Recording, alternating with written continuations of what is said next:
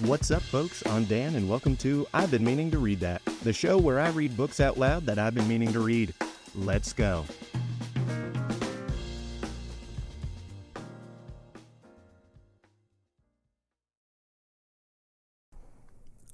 I don't know about you guys, but that last episode was intense. You had Morel and Valentine both threatening to end their own lives because they might not be able to get married, and you had Morel sneaking around the house. You had death and tragedy. You've got poisoning and ghosts. By the way, I hope we all connected the dots there. Remember, Madame de Saint-Meran, Valentine's grandmother, who was ill in her bed after the death of her husband, Madame de Saint-Meran, she claims that during the night she saw a ghostly spirit enter her room from Madame de Villefort's drawing room and touch her drinking glass and then withdraw. And then the next day, she dies of poisoning, according to the doctor. Now, I don't know exactly why Madame de Villefort would do such a thing. I don't know how she stands to gain from it. But yeah, pretty crazy stuff. All right, let's see what happens in today's episode. Volume 4, Chapter 74, The Villefort Family Vault. 2 days after, a considerable crowd was assembled towards 10 o'clock in the morning around the door of Monsieur de Villefort's house, and a long file of mourning coaches and private carriages extended along the Faubourg Saint-Honoré and the Rue de la Pépinière. Among them was one of a very singular form, which appeared to have come from a distance. It was a kind of covered wagon, painted black, and was one of the first to arrive. Inquiry was made, and it was ascertained that, by a strange coincidence, this carriage contained the corpse of the Marquis de Saint-Meran, and that those who had come thinking to attend one funeral would follow two. Their number was great. The Marquis de Saint-Meran, one of the most zealous and faithful dignitaries of Louis XVIII and King Charles X, had preserved a great number of friends, and these, added to the personages whom the usages of society gave Villefort a claim on, formed a considerable body. Due information was given to the authorities, and permission obtained that the two funerals should take place at the same time. A second hearse, decked with the same funereal pomp, was brought to Monsieur de Villefort's door, and the coffin removed into it from the post-wagon. The two bodies were to be interred in the cemetery of Père-Lachaise, where Monsieur de Villefort had long since had a tomb prepared for the reception of his family. The remains of poor Renée were already deposited there, and now, after 10 years of separation, her father and mother were to be reunited with her. The Parisians, always curious, always affected by funereal display, looked on with religious silence while the splendid procession accompanied to their last abode two of the number of the old aristocracy, the greatest protectors of commerce and sincere devotees to their principles. In one of the mourning coaches, Beauchamp, Debray, and Chateau Renaud were talking of the very sudden death of the marchioness. "I saw Madame de Saint-Meran only last year at Marseille, when I was coming back from Algiers," said Chateau Renaud. "She looked like a woman destined to live to be 100 years old, from her apparent sound health and great activity of mind and body. How old was she?" "Franz assured me," replied Albert, "that she was 66, but she has not died of old age, but of grief. It appears that since the death of the Marquis, which affected her very deeply, she has not completely recovered her reason." "But of what disease, then, did she die?" asked Debray. "It is said to have been a congestion of the brain, or apoplexy, which is the same thing, is it not?" "Nearly." "It is difficult to believe that it was apoplexy," said Beauchamp. "Madame de Saint-Meran, whom I once saw, was short, of slender form, and of a much more nervous than sanguine temperament. Grief could hardly produce apoplexy in such a constitution as that." "At any rate," said Albert, "whatever disease or doctor may have killed her, Monsieur de Villefort, or rather Mademoiselle Valentine, or still rather our friend Franz, inherits a magnificent fortune, amounting, I believe, to 80,000 livres per annum." "And this fortune will be doubled at the death of the old Jacobin, Noirtier." "That is a tenacious old grandfather," said Beauchamp. "Tenacem propositi virum. I think he must have made an agreement with death to outlive all his heirs, and he appears likely to succeed. He resembles the old conventionalist of '93, who said to Napoleon in 1814, "You bend because your empire is a young stem weakened by rapid growth. Take the Republic for a tutor. Let us return with renewed strength to the battlefield, and I promise you 500,000 soldiers, another Marengo, and a second Austerlitz. Ideas do not become extinct, sire. They slumber sometimes, but only revive the stronger before they sleep entirely." Ideas and men appeared the same to him. One thing only puzzles me, namely, how Franz will like a grandfather who cannot be separated from his wife. But where is... "In the first carriage with Monsieur de Villefort, who considers him already as one of the family." Such was the conversation in almost all the carriages. These two sudden deaths, so quickly following each other, astonished everyone, but no one suspected the terrible secret which Monsieur d'Avrigny had communicated in his nocturnal walk to Monsieur de Villefort. They arrived in about an hour at the cemetery. The weather was mild but dull, and in harmony with the funeral ceremony. Among the groups which flocked towards the family vault, Chateau Renaud recognized Morel, who had come alone in a cabriolet and walked silently along the path bordered with yew trees. "You here?" said Chateau Renaud, passing his arms through the young captain's. "Are you a friend of Villefort's? How is it that I have never met—" "I am no acquaintance of Monsieur de Villefort's," answered Morel, "but I was of Madame de Saint-Meran." Albert came up to them at this moment with Franz. "This time and place are but ill-suited for an introduction," said Albert, "but we are not superstitious. Monsieur Morel, allow me to present to you Monsieur Franz d'Epinay, a delightful traveling companion, with whom I made the tour of Italy. My dear Franz, Maximilian Morel, an excellent friend I have acquired in your absence, and whose name you will hear me mention every time I make any allusion to affectation, wit, or amiability." Morel hesitated for a moment. He feared it would be hypocritical to accost in a friendly manner the man whom he was tacitly opposing, but his oath and the gravity of the circumstances recurred to his memory. He struggled to conceal his emotion and bowed to Franz. "Mademoiselle de Villefort is in deep sorrow, is she not?" said Debray. "Extremely," replied he. "She looked so pale this morning, I scarcely knew her." These apparently simple words pierced Morel to the heart. This man had seen Valentine and spoken to her. The young and high-spirited officer required all his strength of mind to resist breaking his oath. He took the arm of Chateau Renaud and turned towards the vault, where the attendants had already placed the two coffins. "This is a magnificent habitation," said Beauchamp, looking towards the mausoleum. "A summer and winter palace. You will, in turn, enter it, my dear Epinay, for you will soon be numbered as one of the family. I, as a philosopher, should like a little country house, a cottage, down there under the trees, without so many free stones over my poor body. In dying, I will say to those around me what Voltaire wrote to Piron, 'Et Russe, and all will be over.' But come, Franz, take courage. Your wife is an heiress." "Indeed, Beauchamp, you are unbearable. Politics has made you laugh at everything, and political men have made you disbelieve everything. But when you have the honor of associating with ordinary men, and the pleasure of leaving politics for a moment, try to find your affectionate heart, which you leave with your stick when you go to the chamber." "But tell me," said Beauchamp, "what is life? Is it not a halt in death's anteroom?" "I am prejudiced against Beauchamp," said Albert, drawing Franz away, and leaving the former to finish his philosophical dissertation with Debray. The Villefort vault formed a square of white stones about 20 feet high. An interior partition separated the two families, and each apartment had its entrance door. Here were not, as in other tombs, ignoble drawers, one above another, where thrift bestows its dead and labels them like specimens in a museum.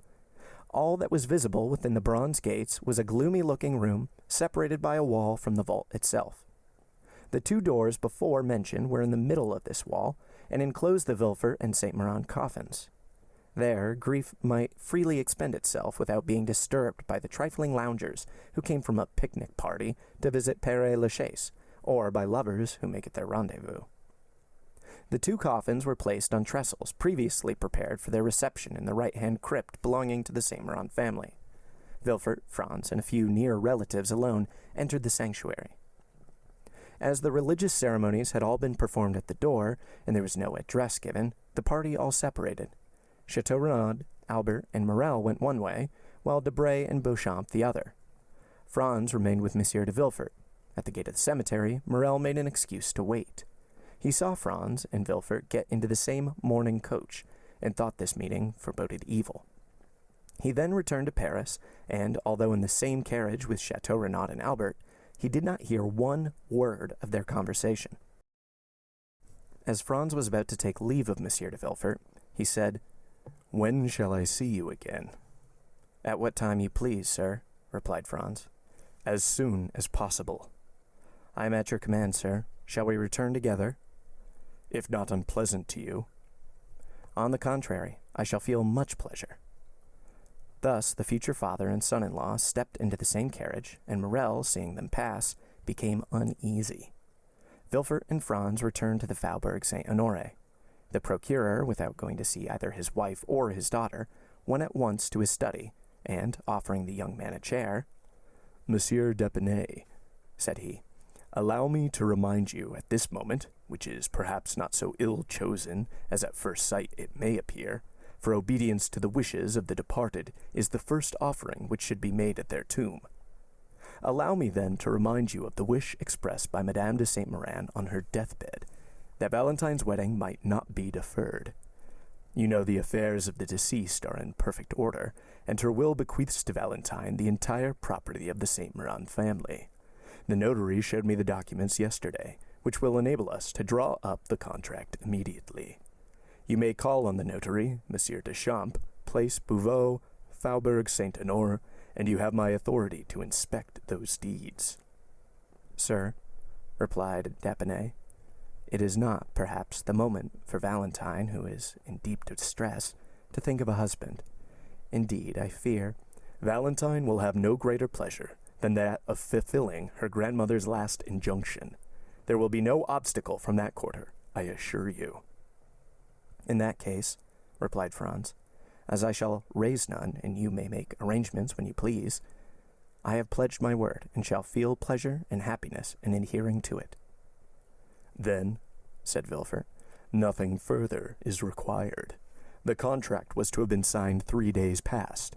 We shall find it all ready, and can sign it today." "But the morning?" said Franz, hesitating. "Don't be uneasy on that score," replied Villefort. "No ceremony will be neglected in my house. Mademoiselle de Villefort may retire during the prescribed 3 months to her estate of Saint-Meran.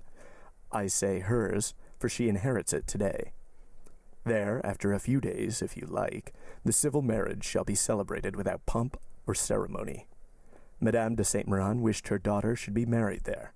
When that is over, you, sir, can return to Paris, while your wife passes the time of her mourning with her mother-in-law." "As you please, sir," said Franz. "Then," replied Villefort, "have the kindness to wait half an hour. Valentine shall come down into the drawing-room. I will send for Monsieur Deschamps.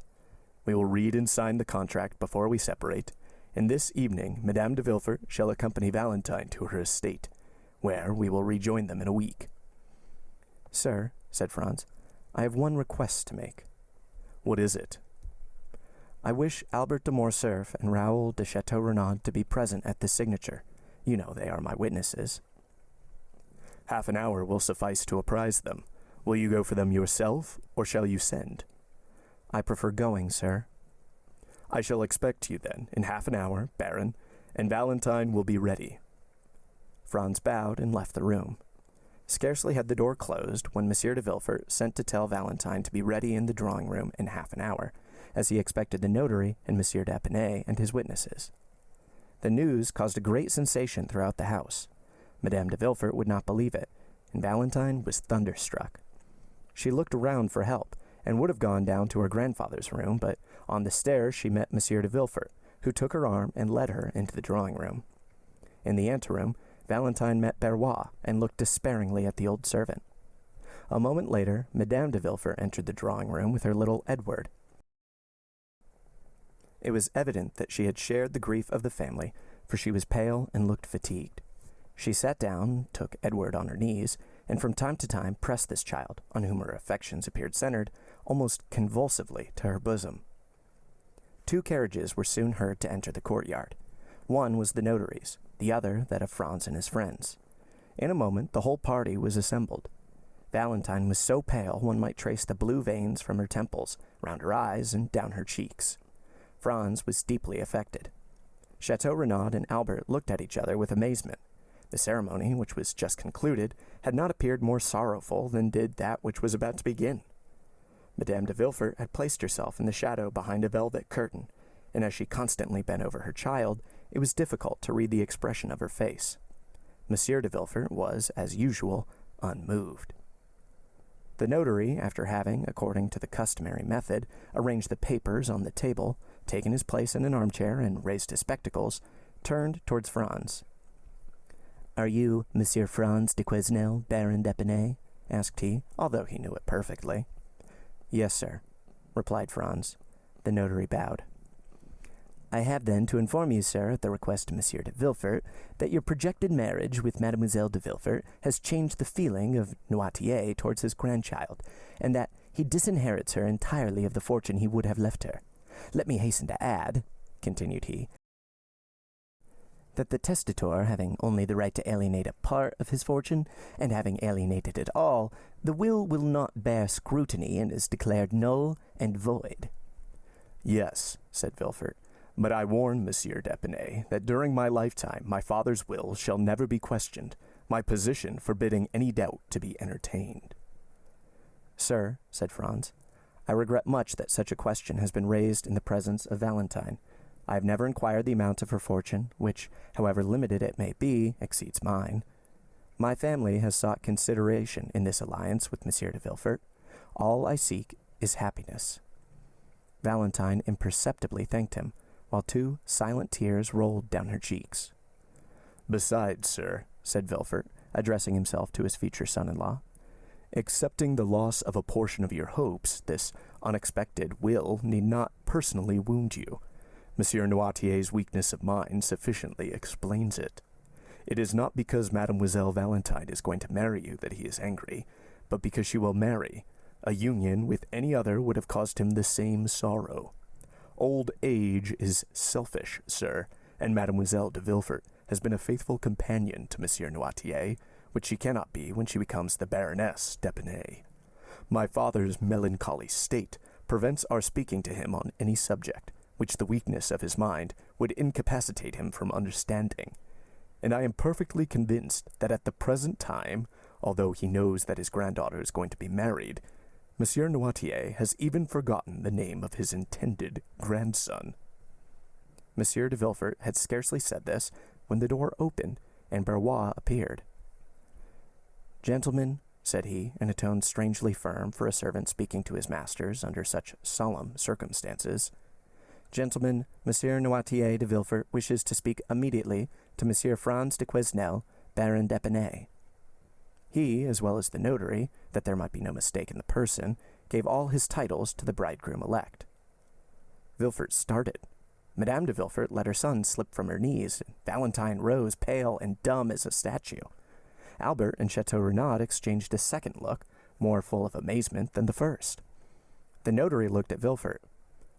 "It is impossible," said the procureur. "Monsieur d'Épinay cannot leave the drawing-room at present." "It is at this moment," replied Barrois with the same firmness, "that Monsieur Noirtier, my master, wishes to speak on important subjects to Monsieur Franz d'Épinay." "Grandpapa Noirtier can speak now, then," said Edward, with his habitual quickness. However, his remark did not make Madame de Villefort even smile, so much was every mind engaged, and so solemn was the situation. Astonishment was at its height. Something like a smile was perceptible on Madame de Villefort's countenance. Valentine instinctively raised her eyes, as if to thank heaven. "Pray go, Valentine," said Monsieur de Villefort, "and see what this new fancy of your grandfather's is." Valentine rose quickly, and was hastening joyfully towards the door, when Monsieur de Villefort altered his intention. "Stop," said he. "I will go with you." "Excuse me, sir," said Franz. "Since Monsieur Noirtier sent for me, I am ready to attend to his wishes. Besides, I shall be happy to pay my respects to him, not having yet had the honor of doing so." "Pray, sir," said Villefort with marked uneasiness, "do not disturb yourself." "Forgive me, sir," said Franz in a resolute tone. "I would not lose this opportunity of proving to Noirtier how wrong it would be of him to encourage feelings of dislike to me, which I am determined to conquer, whatever they may be, by my devotion." And without listening to Villefort, he arose and followed Valentine, who was running downstairs with the joy of a shipwrecked mariner who finds a rock to cling to. Monsieur de Villefort followed them. Chateau Renaud and Morcerf exchanged a third look of still increasing wonder. End of chapter 74. Chapter 75. A signed statement. Noirtier was prepared to receive them, dressed in black, and installed in his armchair. When the three persons he expected had entered, he looked at the door, which his valet immediately closed. "Listen," whispered Villefort to his daughter, who could not conceal her joy. "If Monsieur Noirtier wishes to communicate anything which would delay your marriage, I forbid you to understand him." Valentine blushed, but did not answer. Villefort, approaching Noirtier, said, "Here is Monsieur Franz d'Épinay. You requested to see him. We have all wished for this interview, and I trust it will convince you how ill-formed are your objections to Valentine's marriage." Noirtier answered only by a look which made Villefort's blood run cold. He motioned to Valentine to approach. In a moment, thanks to her habit of conversing with her grandfather, she understood that he asked for a key. Then his eye was fixed on the drawer of a small chest between the windows. She opened the drawer and found a key, and, understanding that was what he wanted, again watched his eyes, which turned towards an old secretary desk which had been neglected for many years and was supposed to contain nothing but useless documents. "Shall I open the secretary desk?" asked Valentine. "Yes," said the old man. "And the drawers?" "Yes." "Those at the side?" "No." "The middle one?" "Yes." Valentine opened it and drew out a bundle of papers. "Is that what you wish for?" asked she. "No." She took successively all the other papers out till the drawer was empty. "But there are no more," said she. Noirtier's eye was fixed on the dictionary. "Yes, I understand, grandfather," said the young girl. She pointed to each letter of the alphabet. At the letter S, the old man stopped her. She opened and found the word secret. "Ah, is there a secret spring?" said Valentine. "Yes," said Noirtier. "And who knows it?" Noirtier looked at the door where the servant had gone out. "Perrois?" said she. "Yes." "Shall I call him?" "Yes." Valentine went to the door and called Perrois. Villefort's impatience during this scene made the perspiration roll from his forehead, and Franz was stupefied. The old servant came.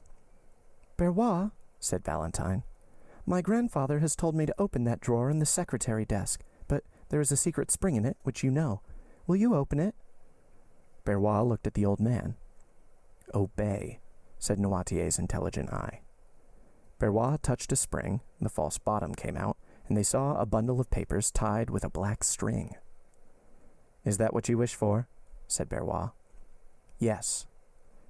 "Shall I give these papers to Monsieur de Villefort?" "No."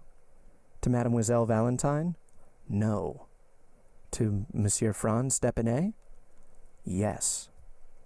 Franz, astonished, advanced a step. "To me, sir?" said he. "Yes." Franz took them from Perrois and, casting a glance at the cover, read, "To be given after my death to General Durand, who shall bequeath the packet to his son with an injunction to preserve it as containing an important document." "Well, sir," asked Franz, "what do you wish me to do with this paper?" "To preserve it, sealed up as it is, doubtless," said the procureur. "No," replied Noirtier eagerly. "Do you wish him to read it?" said Valentine. "Yes," replied the old man. "You understand, Baron, my grandfather wishes you to read this paper." "Then let us sit down," said Villefort impatiently, "for it will take some time." "Sit down," said the old man. Villefort took a chair, but Valentine remained standing by her father's side, and Franz before him, holding the mysterious paper in his hand. "Read," said the old man. Extract from the report of a meeting of the Bonapartist Club in the Rue Saint-Jacques, held February 5th, 1815. Franz stopped. February 5th, 1815, said he. It is the day my father was murdered. Valentine and Villefort were dumb. The eye of the old man alone seemed to say clearly, "Go on." But it was on leaving this club, said he, my father disappeared. Noirtier's eye continued to say, "Read." He resumed. The undersigned Louis-Jacques Beaupierre, Lieutenant Colonel of Artillery, Etienne Duchampé, General of the Brigade, and Claude Lecharpal, Keeper of Woods and Forests, declare that on the 4th of February a letter arrived from the island of Elba, recommending to the kindness and the confidence of the Bonapartist Club General Flavien de Quesnel, who, having served the Emperor from 1804 to 1814, was supposed to be devoted to the interests of the Napoleon dynasty, notwithstanding the title of Baron which Louis XVIII had just granted him with his estate of Epinay. A note was in consequence addressed to General de Quesnel, begging him to be present at the meeting next day, the 5th. The note indicated neither the street nor the number of the house where the meeting was to be held. It bore no signature, but it announced to the general that someone would call for him if he would be ready at 9 o'clock. The meetings were always held from that time till midnight. At 9 o'clock, the president of the club presented himself. The general was ready. The president informed him that one of the conditions of his introduction was that he should be eternally ignorant of the place of meeting, and that he would allow his eyes to be bandaged, swearing that he would not endeavor to take off the bandage. General de Quesnel accepted the condition, and promised on his honor not to seek to discover the road they took. The general's carriage was ready, but the president told him it was impossible for him to use it, since it was useless to blindfold the master if the coachman knew through what streets he went. "What must be done, then?" asked the general. "I have my carriage here," said the president. "Have you, then, so much confidence in your servant that you can entrust him with a secret you will not allow me to know?" "Our coachman is a member of the club," said the president. "We shall be driven by a state councillor." "Then we run another risk," said the general, laughing, "that of being upset." We insert this joke to prove that the general was not in the least compelled to attend the meeting, but that he came willingly. When they were seated in the carriage, the president reminded the general of his promise to allow his eyes to be bandaged, to which he made no opposition.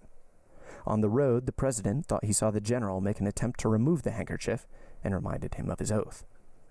"Sure enough," said the general. The carriage stopped at an alley leading out of the Rue Saint-Jacques. The general alighted, leaning on the arm of the president, of whose dignity he was not aware, considering him simply as a member of the club. They went through the alley, mounted a flight of stairs, and entered the assembly room. The deliberations had already begun. The members, apprised of the sort of presentation which was to be made that evening, were all in attendance. When, in the middle of the room, the general was invited to remove his bandage, he did so immediately, and was surprised to see so many well-known faces in a society of whose existence he had till then been ignorant. They questioned him as to his sentiments, but he contented himself with answering that the letters from the Isle of Elba ought to have informed them. Franz interrupted himself by saying, "My father was a royalist. They need not have asked his sentiments, which were well known." "And hence," said Villefort, "arose my affection for your father, my dear Franz. Opinions held in common are a ready bond of union." "Read," motioned the old man. Franz continued. The president then sought to make him speak more explicitly, but Monsieur de Quesnel replied that he wished first to know what they wanted with him. He was then informed of the contents of the letter from the Isle of Elba, in which he was recommended to the club as a man who would be likely to advance the interests of their party. One paragraph spoke of the return of Bonaparte, and promised another letter and further details on the arrival of the Pharaon belonging to the shipbuilder Morel of Marseille, whose captain was entirely devoted to the emperor. During all this time, the general, on whom they thought to have relied on as a brother, manifested evidently signs of discontent and repugnance. When the reading was finished, he remained silent with knitted brows. "Well," asked the president, "what do you say to this letter, General?" "I say that it is too soon after declaring myself for Louis XVIII to break my vow in behalf of the ex-emperor." This answer was too clear to permit of any mistake as to his sentiments. "General," said the president, We acknowledge no King Louis XVIII or an ex-emperor, but His Majesty the Emperor and King driven from France, which is his kingdom, by violence and treason." "Excuse me, gentlemen," said the general. "You may not acknowledge Louis XVIII, but I do, as he has made me a baron and a field marshal, and I shall never forget that for these two titles I am indebted to his happy return to France." "Sir," said the president, rising with gravity, "be careful what you say. Your words clearly show us that they are deceived concerning you in Elba, and have deceived us. The communication has been made to you in consequence of the confidence placed in you, and which does you honor. Now we discover our error. A title and promotion attach you to the government we wish to overturn. We will not constrain you to help us. We enroll no one against his conscience, but we will compel you to act generously, even if you are not disposed to do so." "You would call acting generously, knowing your conspiracy and not informing against you. That is what I should call becoming your accomplice. You see, I am more candid than you." "Oh, my father," said Franz, interrupting himself. "I understand now why they murdered him." Valentine could not help casting one glance towards the young man, whose filial enthusiasm it was delightful to behold. Villefort walked to and fro behind them. Noirtier watched the expression of each one, and preserved his dignified and commanding attitude. Franz returned to the manuscript and continued. "Sir," said the president, "you have been invited to join this assembly. You were not forced here. It was proposed to you to come blindfolded. You accepted.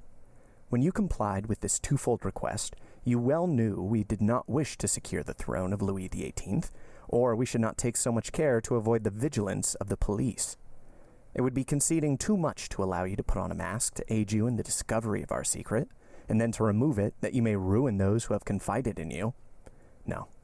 No, you must first say if you declare yourself for the king of a day who now reigns, or for His Majesty the Emperor."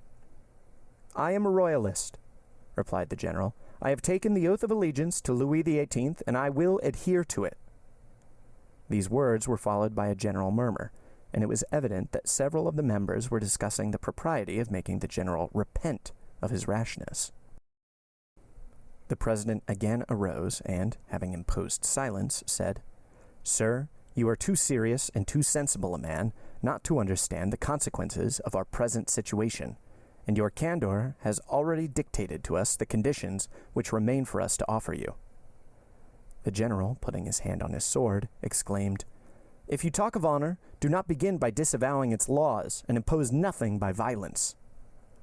"And you, sir," continued the president, with a calmness still more terrible than the general's anger, "I advise you not to touch your sword." The general looked around him with slight uneasiness. However, he did not yield, but, calling up all his fortitude, said, "I will not swear." "Then you must die," replied the president calmly. Monsieur d'Épinay became very pale. He looked around him a second time. Several members of the club were whispering and getting their arms from under their cloaks. "General," said the president, "do not alarm yourself. You are among men of honor who will use every means to convince you before resorting to the last extremity. But as you have said, you are among conspirators. You are in possession of our secret, and you must restore it to us." A significant silence followed these words, and as the general did not reply, "Close the doors," said the president to the doorkeeper. The same deadly silence succeeded these words. Then the general advanced, and, making a violent effort to control his feelings, "I have a son," said he, "and I ought to think of him, finding myself among assassins."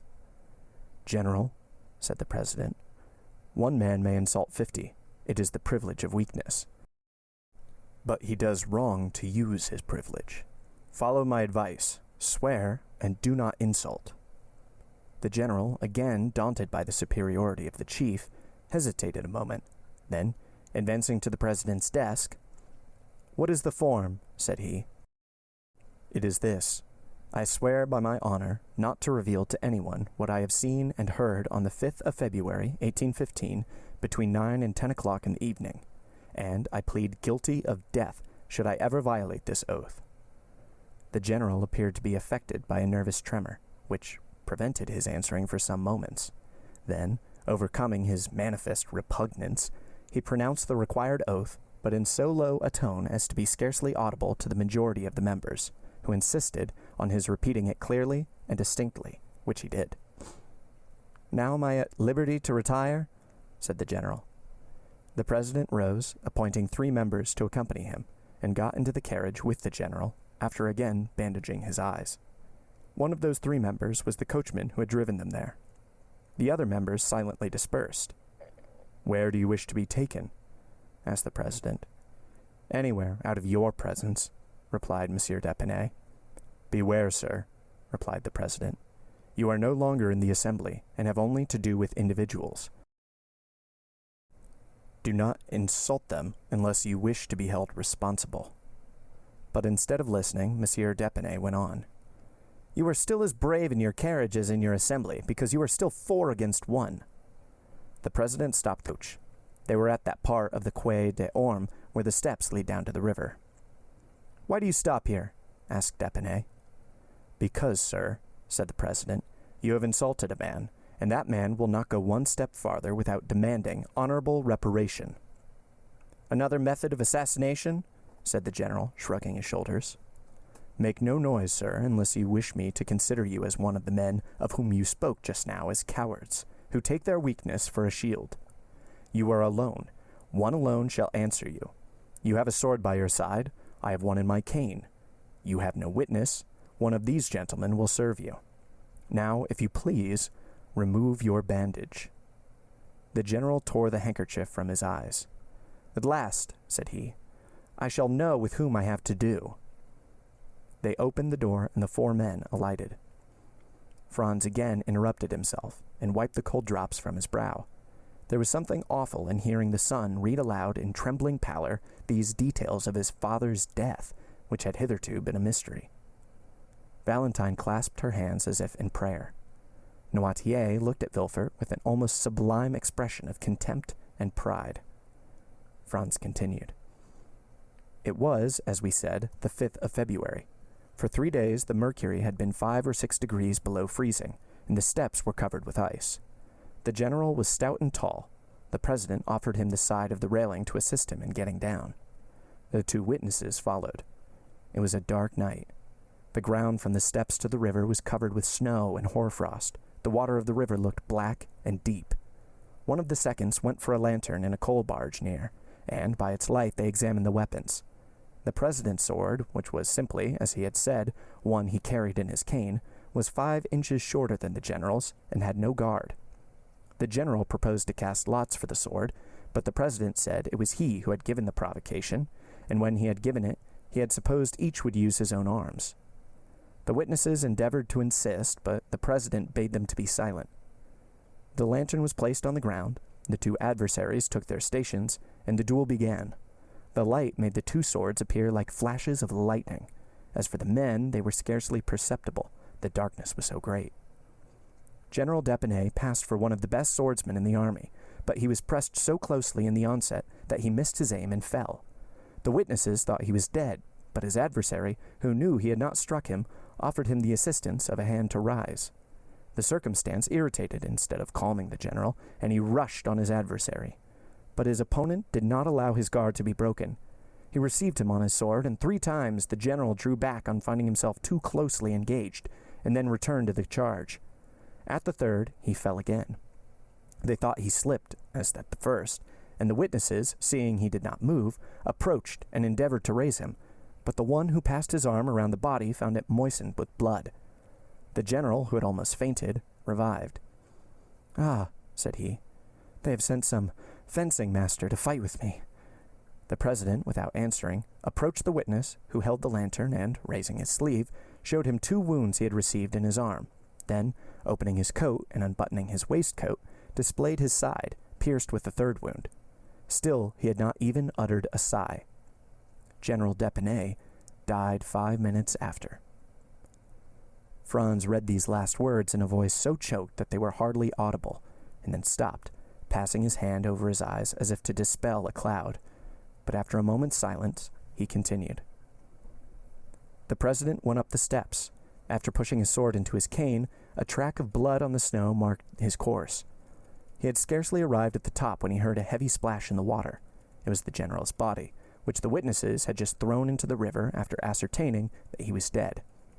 The general fell then in a loyal duel and not in ambush as it might have been reported.